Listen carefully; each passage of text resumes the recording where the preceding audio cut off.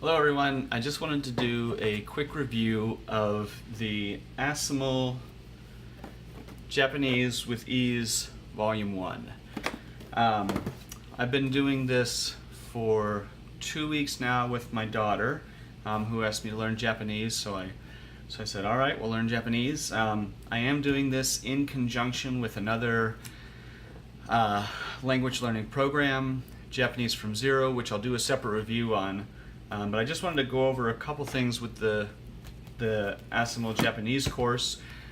First, how to get it, because that's not a strictly speaking straightforward thing. I have the Spanish Assimil course that I'm doing with my son, and the way the Spanish Assimil course is it is 100 lessons that you get a book along with CDs. Now, one thing that the Spanish course has that the Japanese course doesn't have, they both have CDs of all the lessons on them, but separately, the Spanish course comes with a CD that has MP3s of basically all the sentences. So technically this would make it very easy to create a Anki card deck from, because it has all of the audio separately for each sentence. The Japanese course doesn't come with that, but getting back to the Japanese course, so the Spanish course is 100 lessons. Now, when I first started looking at the Japanese course, what I found, and what makes it confusing, is on Amazon it says Japanese with Ease Volume 1. And I said, okay, well, what does that mean, Volume 1? And I don't know why, but the Assimil course is broken into 2 volumes, Volume 1, Volume 2. So their 100 lessons is split up between 2 books.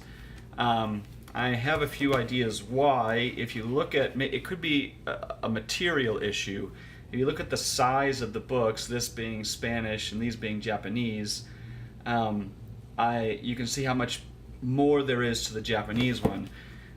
That could be because it takes more space to write out the characters, or there's more explanation that has to happen, because on a grammar level and a sentence structure level, Japanese is a lot more complicated.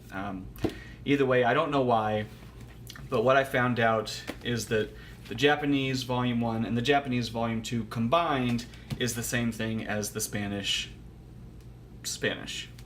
There's no Volume 1 or Volume 2. You can order them straight from the Assimil website, except that the Assimil website is only in French, and they don't have an English version of the website because they are French. So you can order it straight from the Assimil website, and from what I understand from other people who have done it, they've gotten it fairly quickly. I just ordered mine through Amazon. I want to say that each course was around $35. So that's how you get it and what you need to look for. So the Volume 1, Volume 2 thing threw me off, but that's what you're looking for. Now, what it comes with, it comes in this package here.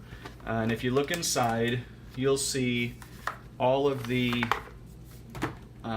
CDs that have all the lessons on them. This one has lessons 1 through 49, and Volume 2 has 50 through, I didn't look at it exactly. It has 50 through 99. It might be 100 in there. Now, let's talk briefly about what the Assimil course is. What it is you have basically a series of conversations. Let me get this up close so you can see it.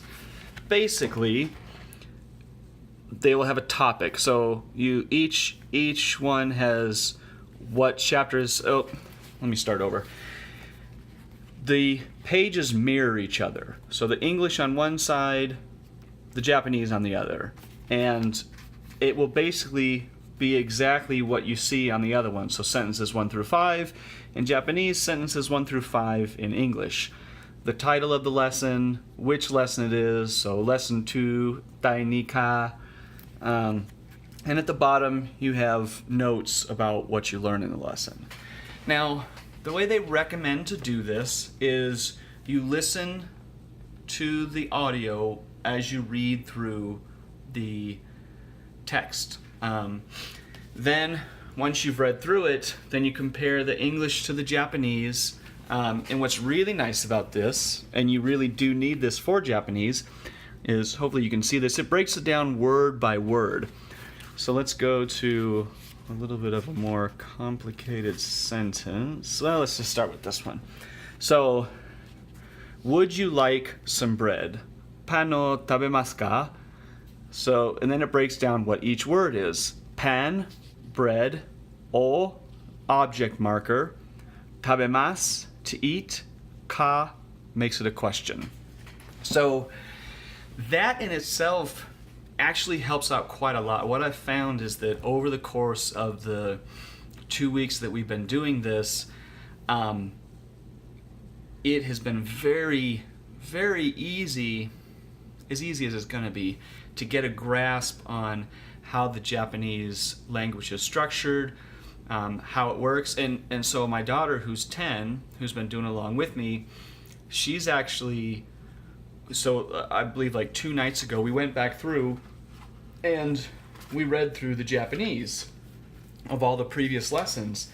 And really, kind of to my surprise and to her surprise, we read the Japanese, and part of it is we remembered what the lesson was about, but also it is we were actually retaining quite a bit of knowledge from this.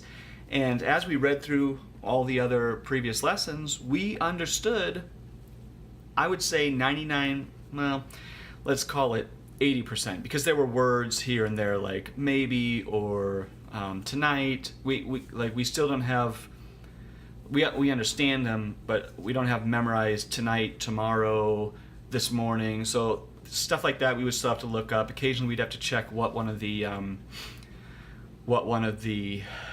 verbs meant. But just in the 2 weeks, now I know in the beginning it teaches you mostly formal or polite structure of the sentences, but in that 2 weeks we've been able to know, like let's say tabemasu as an example, to eat.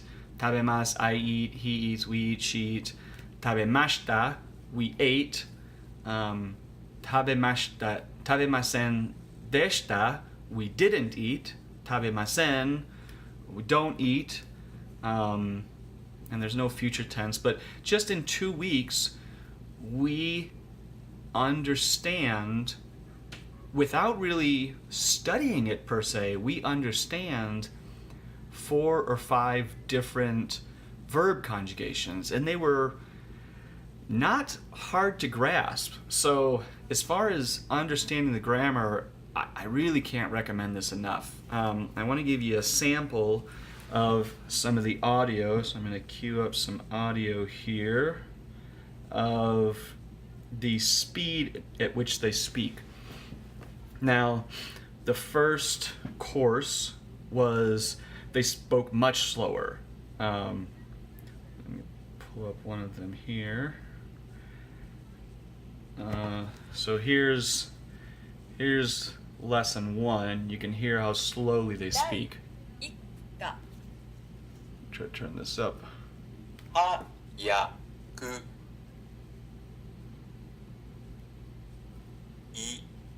Ikimashou. So you can see how slow that is. And what I noticed yesterday when we were doing lesson 13, how much that speaking speed has sped up, and it really wasn't an issue. So here's lesson 13. 第13課約束今朝、フランス人の友達を So you can hear already they're starting to speed up, and it really hasn't been an issue. I also like the audio because it helps you get the pronunciation right, help you say the words correctly. So I really do like that. In looking for reviews before I bought this, I really was only able to find one. And one thing that she did say, which I didn't understand quite what she was talking about until now, having used it, when it goes through the lessons. So you can see, hopefully there, it gives you the kanji and the hiragana and the katakana, whatever it's written in. Then it gives you the romaji to be able to pronounce it in the beginning, because you need that. Then it gives you a pronunciation guide. But if I look to the end of this book,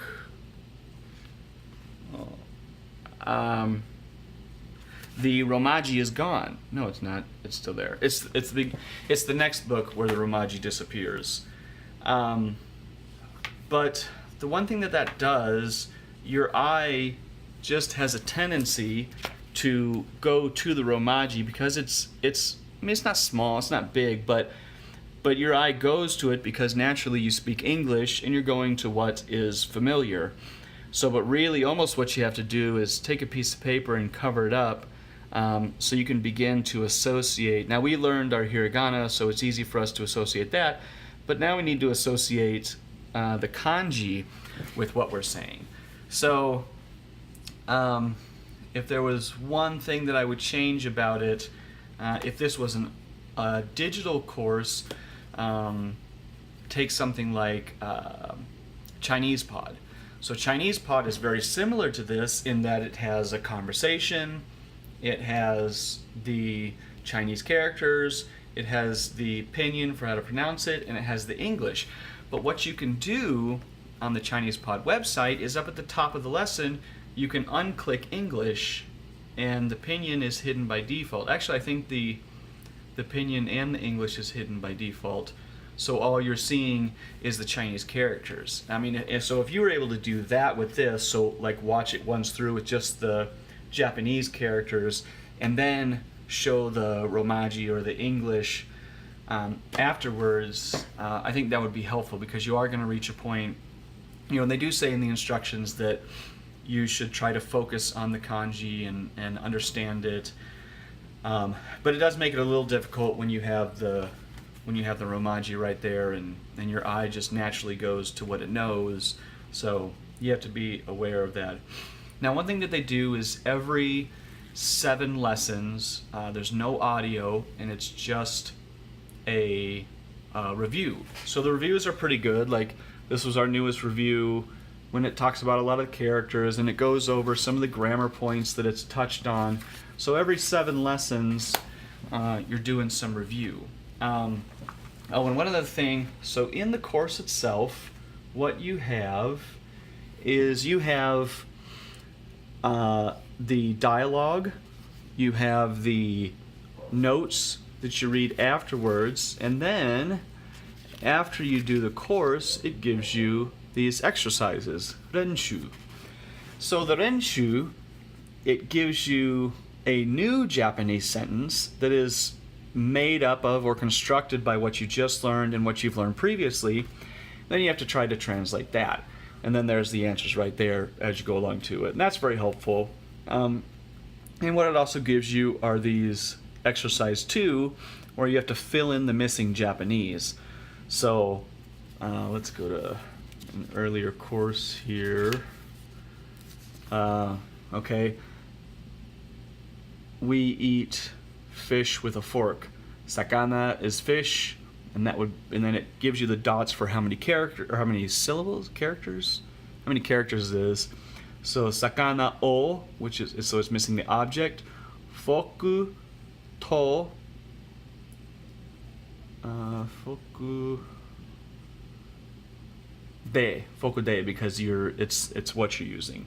So sakana o foku de tabemasu, and you're missing mas for the I eat.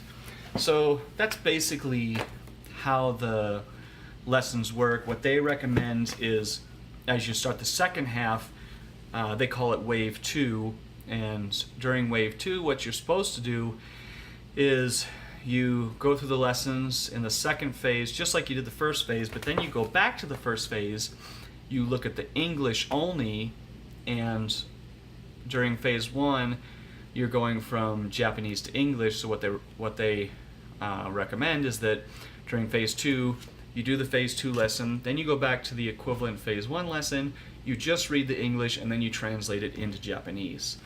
So, and I don't think that'll be too difficult.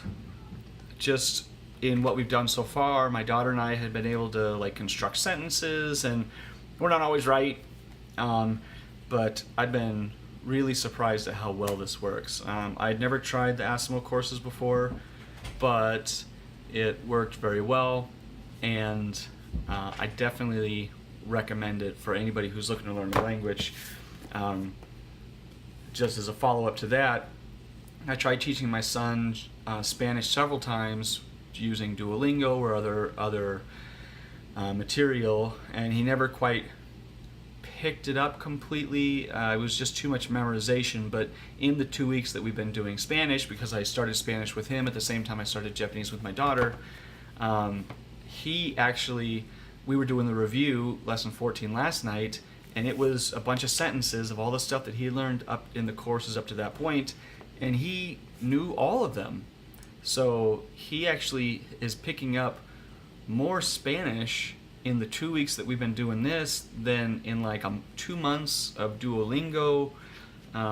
He was a little younger too when we tried that, and I'm actively sitting and doing this with him, so that does help. But between the two of them, I'm really surprised at how much Japanese my daughter's picking up and how much Spanish my son is picking up.